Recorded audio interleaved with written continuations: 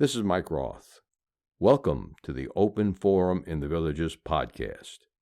In this show, we're going to talk to leaders in the community, leaders of clubs, and interesting folks who live here in the villages to give a perspective of what's happening here in the villages and information that I think all villagers should have. We hope to add a new episode every Friday morning at 9 o'clock. This is Mike Roth and Larry Rodkin, and we're going to talk today about the Villages Improv, or Improvisational Theater Club's of the Thanks for joining me today, Larry. My pleasure. Good. Before we begin the show, I'd like to start with a joke during every episode. And here's one for a simple riddle, Larry. What did the limestone say to the geologist? I don't know. What did the limestone say to the geologist? Don't take me for granted. So, Larry, why don't you tell our listeners a little bit about your background before you got here to the village? Well, I did my undergraduate work at the Southern Illinois University, my graduate work at the University of Illinois.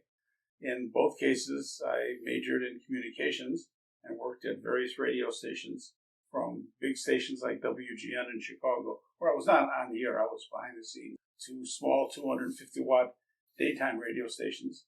I wrote commercials. I did commercials. Sometimes various funny voices. It depends on really what the client was looking for. And that's how I made a living. I then went into the advertising business and had an advertising agency for many years. And during that time, decided I wanted to go back into broadcasting. And rather than broadcasting, I started a disc jockey company in South Florida, and called Lawrence of Florida, ironically enough. And I'm sorry, I said, now you're going to have to do some editing. Anyway, I did that and was very, very successful with it, and still have the company, which I merged in with another company about 7 years ago. Mm-hmm. And I do a little bit of work. So someone says to me, "Are you retired?"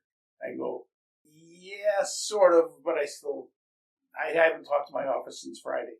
Right. And you can always tell when you're driving in front of Larry in the villages, because if you look in your rearview mirror, his license plate says Lawrence of Florida. Yes, and my back license plate says SIU Salukis for Southern Illinois University. Okay. Larry, how long have you lived here in the villages? My wife and I moved here in May of 18.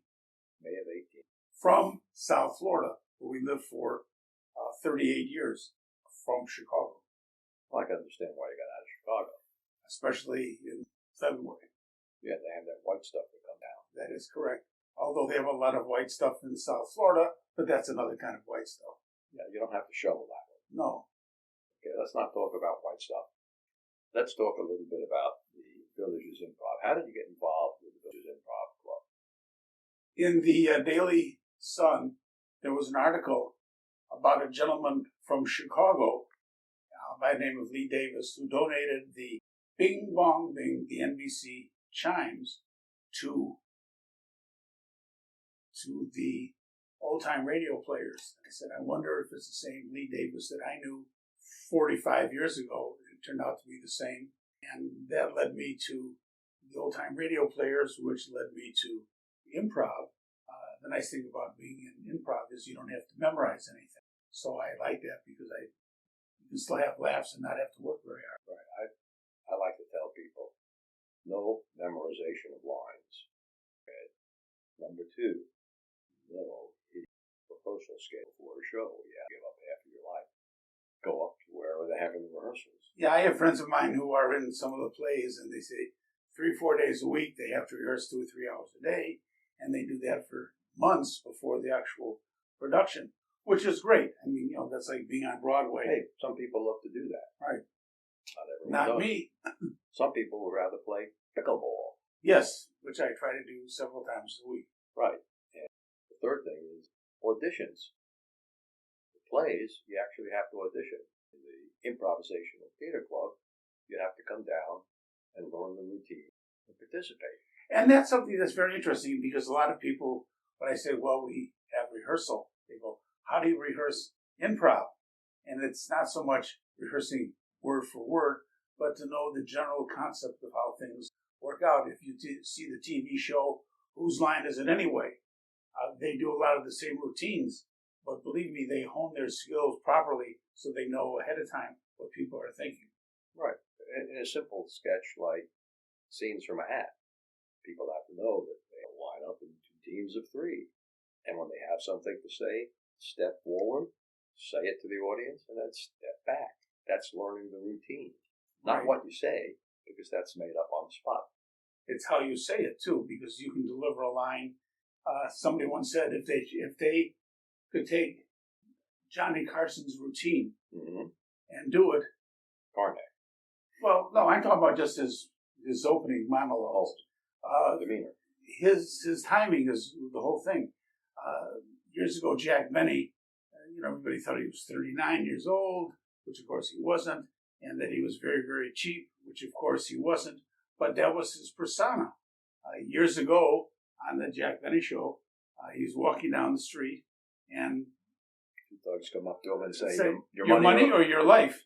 And there was this pause, a long pause, one of the longest nothings on the radio. And of course, the audience is laughing because they know that Benny was supposed to be cheap. And he was debating, do I give him my life or do I give him my money? Actually, that's on film. I have the clip someplace. Benny's got his hand up to his chin. I want to think it over. No, actually, what he said on the radio was, I'm thinking, and only his way of saying it. Yeah, well, we've got to go back to the film club. Right. But the Improvisational Theater Group operates with 3 very strong rules. Number 1, say the first thing that comes into your mind. Don't censor your mind. The best thoughts come out of your mind. The second thing is accept all offers. If I said to you, Larry, let's go over to Coney Island. You got a hot dog.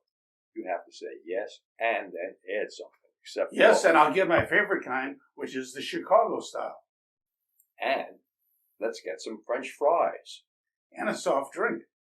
I'd say pop, but half the audience would know what I'm talking about. Right. And if we were going to Nathan's in Coney Island, I'd say, and we need to get each one of us one of their lobster rolls. They have lobster rolls at the place in Coney Island. Here in the village? On 301. Oh, well, now you have me sold. There you go. Next time we go to the Magic Club, we'll have to go there afterwards. I think that's Friday. Friday. Yeah. So, Larry, you participated in a lot of improv games and performances over the last few years. Why don't you tell our audience about one of your favorites? Well, I want to go back to something that you had asked earlier about how I got involved in it. When I first auditioned, the people who were in charge... Well, we didn't have audition. Right. Well, they practiced. And he said, you're not good enough. And I said, okay. And then I went to the next meeting. He said, what are you doing here? That was last week was the practice. This is for the better people. And I would say to him, well, I want to see what the better people do. And after I saw what they did, I suddenly got elevated to being on the top because either he didn't understand what I was doing or I must have had a bad day. But as far as the things that we practice... Things you enjoy the most? I enjoy the opportunity of thinking on my feet and watching the reaction of the other people. We have various people that are in the improv club that are extremely animated. Mm-hmm. And if you just said, well, I think this is a good idea, or you said, hey, I think this is a really good idea, and your hands are moving and your face is moving, and it makes a big difference. And to watch that, we had a situation where someone was supposed to be doing different animals in a zoo. And, it's funny, when you doing the monkey, she looked like a monkey, and an elephant, she used one of her arms up in the air to look like a trunk. And then they said, and an armadillo. And she froze. What does an armadillo look like? And the answer is very, very difficult to get the point across. But it's watching these people, in some cases, do a metamorphosis from being nothing to all of a sudden coming on top. Yeah, that armadillo was thrown at her about a week ago. Yes. And after she froze for a half a second, she jumped right down, in. She got in and she imitated an armadillo. It was a great sketch. And one of the things about these improvisational theater company shows or sketches or scenes is they're never the same. If we took exactly the same context and gave it to a different actor, or even the same actor, it comes out differently. You're right, 100%, because people have different ways of interpreting what they hear and what they say, and how you play off of someone else. As you said earlier, say the first thing that comes to your mind. Well, one time you say one thing, and the next time you say something else, because that was the first thing that came to your mind that time. It makes a whole difference in terms of how the skit is going to come out, because the sketches are what makes it. Right. Dr. Trubinsky was on about a month ago. He told about a scene where he was working with a woman, and she was accusing him of cheating on her. They're supposed to be husband and wife, and she said, "You've been cheating with another woman." And he remembered he had to say, "Yes, I am." Yes, and would you rather have me cheat with a man? I mean, you could have taken it different ways. Yeah. You know, there's a story about the guy who comes home and and on his lapel there's a blonde hair, and his wife says, "Are you messing around with the blonde woman?" No, must have been in the elevator. The next day comes in, and there's a red hair. "Are you messing around with the?" No, I'm not. You're in the elevator or something. The next day comes back and there's no hair or something. So she says, "What are you doing now? Messing around with bald women?" So you can't win for losing. Yes, and. Yeah. Oh, that was a joke you wanted me to tell. I just told it. Okay. That's good.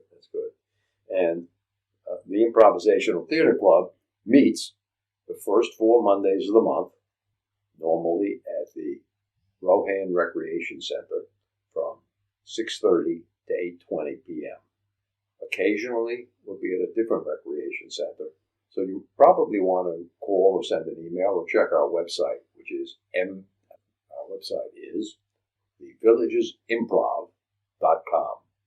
We couldn't come up with a simpler website. Yeah, if you can't figure that one out, we don't want you. Yep. No. Villagesimprov.com, and then take a look at the calendar, look at Monday, click on 6:30, and it'll tell you exactly where we are. If it's the 5th Monday of the month, we won't be meeting.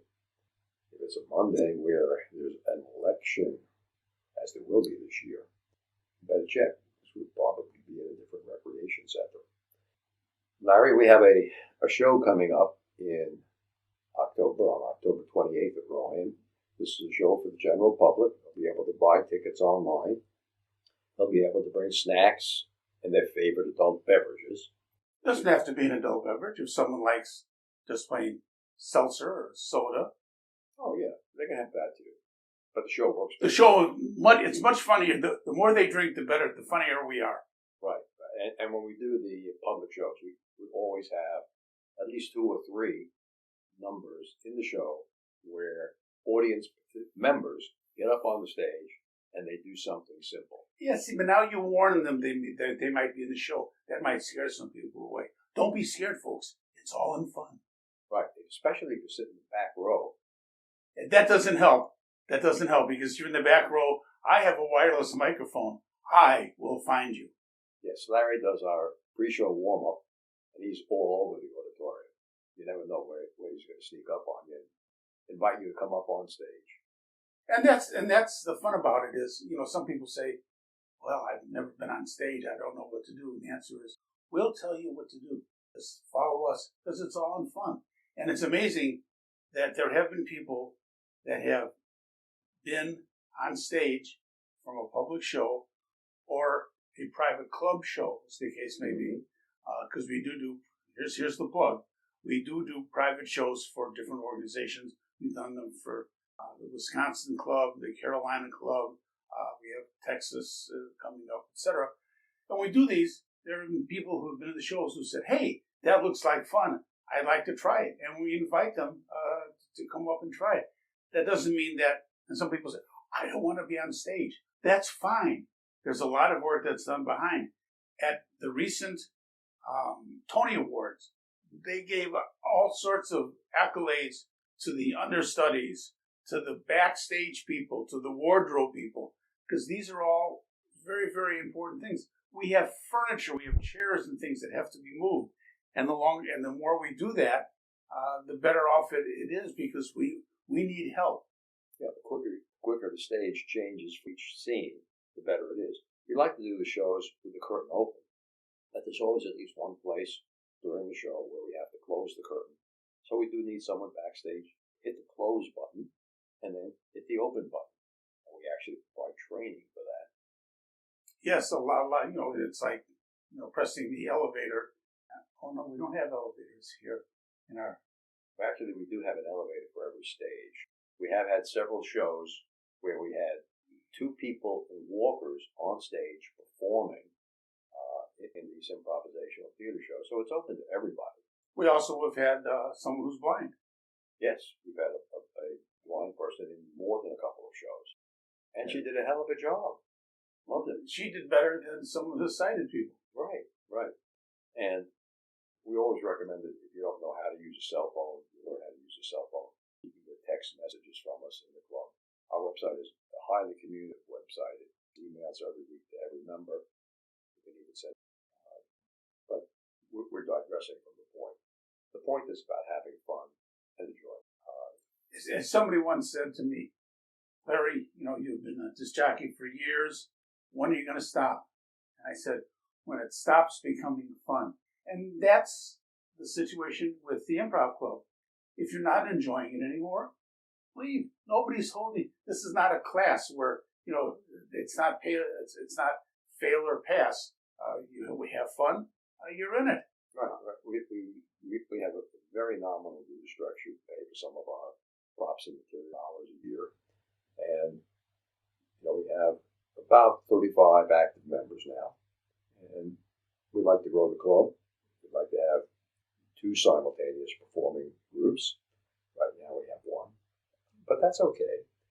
And with the shows that we do for the public and for the ones we do for private organizations and clubs, we charge for that because we have a lot of expenses. We have everybody who's on the big stage when we do them, like at Rohan. We have Costumes that we buy. Costumes, but we also have headsets. Oh yeah, we discovered that villagers who weren't performers on stage don't really know how to project their voice or do that reliably. So we instead invested in 16 or 18 wireless microphones and our own mixing board so that we can have a microphone on every player in every show. And it's also good because as long as you have your own, you don't have to worry about any germs going from one person to another. Right. And each person talks at a different level. So with the mixing board, we can set the level so everyone has the same sound level in the auditorium, regardless of how strong or how weak they speak. Except when someone is trying to get a point across and talks loudly. And I did that not to screw up your sound system here, but that's what happens. And again, the expense of having a sound engineer, having a lighting engineer, these are all expenses. But with some of the money that we did get, we set up a scholarship fund this year. We lost a player, David Wiley, about 6 months ago. Mm-hmm. Correct. And we decided that he had done such a phenomenal job in improv, and he was so willing to volunteer to be in scenes that his spirit had to go on. And so we created a scholarship fund. We gave it to seniors at the Villages High School for their college. And I know one is going to Santa Fe College in Gainesville, and I don't know where the other 2 are going. Yeah, I don't want to use their names on the show, but all 3 of them continuing their education. Right. And all 3 of them said they would like to visit us. And we'll make stars of them. Oh, yes, they'll be stars. We had a 22-year-old daughter of one of the village's residents come into one of our meetings, and she was studying improv theater in college, and she was phenomenal. Actually, she put a lot of us to shame, is what she did.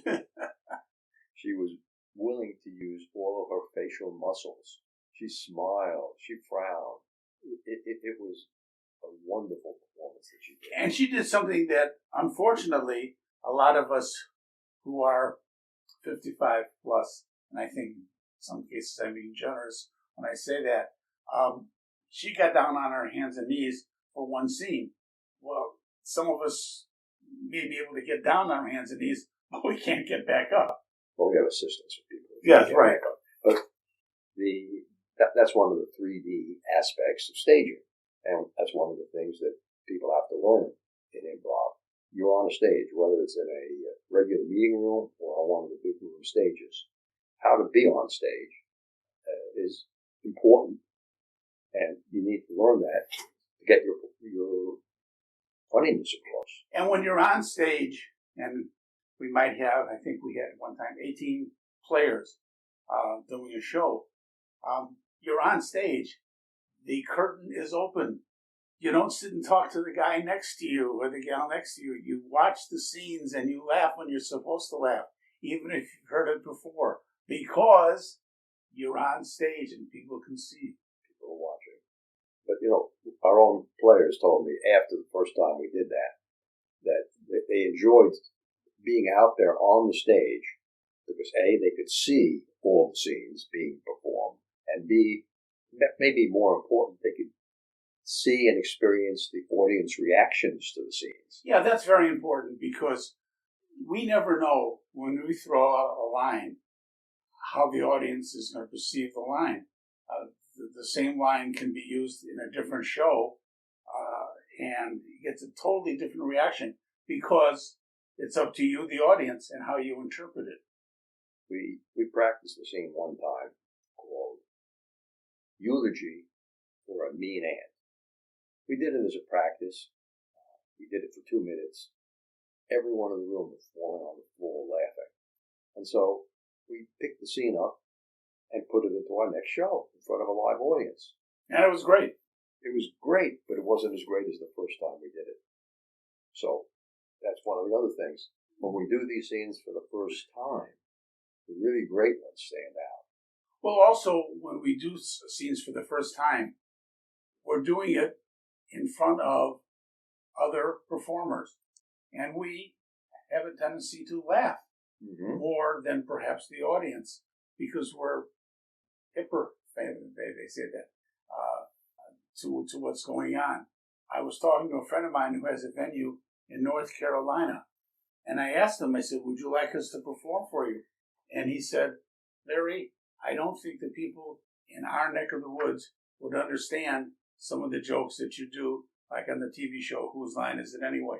And that's a big thing, is you have to know the audience. When we did something for the Wisconsin club, during the warm-up, I wore one of those cheese heads, and they freaked out the fact that I had one. Well, fortunately, a neighbor of mine is from Wisconsin and had one, so I wore it, and it was just shtick to do. I did not obviously use that when we were doing the one for the Carolina because they don't know from that. Right. And we talk about the Wisconsin show. We used more cheese whiz than you ever could imagine. But don't tell anybody what it is. Make it a secret. Yes. But we've also sworn off using whiz in any future performances. Instead, we're using whipped cream. Cool Whip. Not Cool Whip. Ready Whip. Much easier to handle and to clean up if necessary. Larry, in the next year, why don't you tell our listeners what you think you'd like to see in the Improv Club? Well, I'd like to see more people involved in it. That's the first thing, because even though you might not be on stage, because if we have more than one, quote, group that performs, unquote, it makes it easier for us. I know that there was one show that I thought I was missing because my granddaughter had a dance recital. I misread the date of the dance recital, so I was able to do the show. But we want to be able to have more people involved in it. So that's what I want to see. I'd like to see us do more shows open to the public. I think that makes a big difference. Eventually, whatever will happen, I'd like to see us, not at the Sheraton, but at least at the Savannah Center. Right. Because I think we can do that. And let's face it, we need a good laugh. Right. And we try to make people laugh. And that's the secret, I think, to the success of the Improv Club. Right. The Improv Club's version of Macbeth is going to be absolutely hilarious. Should I tell them what I did to you? You can tell them. I will tell you what I did to you. Well, it started off with me doing the opening announcement for the show. Tell everyone to turn off their cell phones and enjoy the show. And I said, welcome to the Villages Musical Theater Club's production of Guys and Dolls.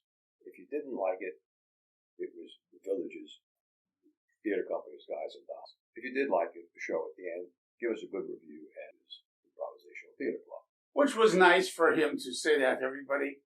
And he starts to introduce the first act. And unbeknown to him, because it's improv, ladies and gentlemen, I said, no, Mike, you're wrong. You mentioned Guys and Dolls. And I turned to the audience and said, how many people here want to hear Guys and Dolls? And of course, everybody went crazy. Yes, we want to hear it. So I had arranged for several people in our ensemble. How's that? Our ensemble. Is that good? Great. And they did, I got the horse right here. Sit down, you're rocking the boat. And they just did that. And Mike's expression was this.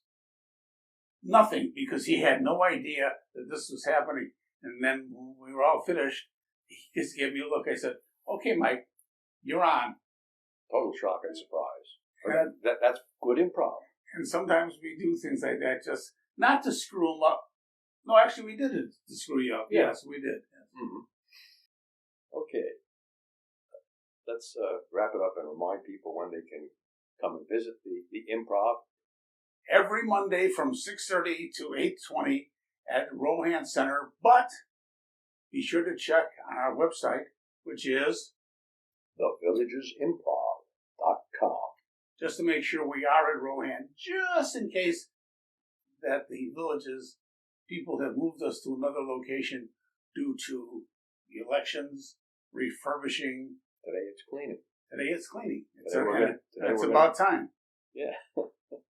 Well, Larry, I want to thank you for being on the show, and I'm sure we'll have you on again. My pleasure. Thanks again. Remember, our next episode will air live next Friday at 9 a.m., or should I say pre-recorded, but that's when it'll be released on our regular subscriptions. Bonus subscribers can get early access to episodes. Should you want to become a sponsor of the show, contact me at mikeroth@rothvoice.com.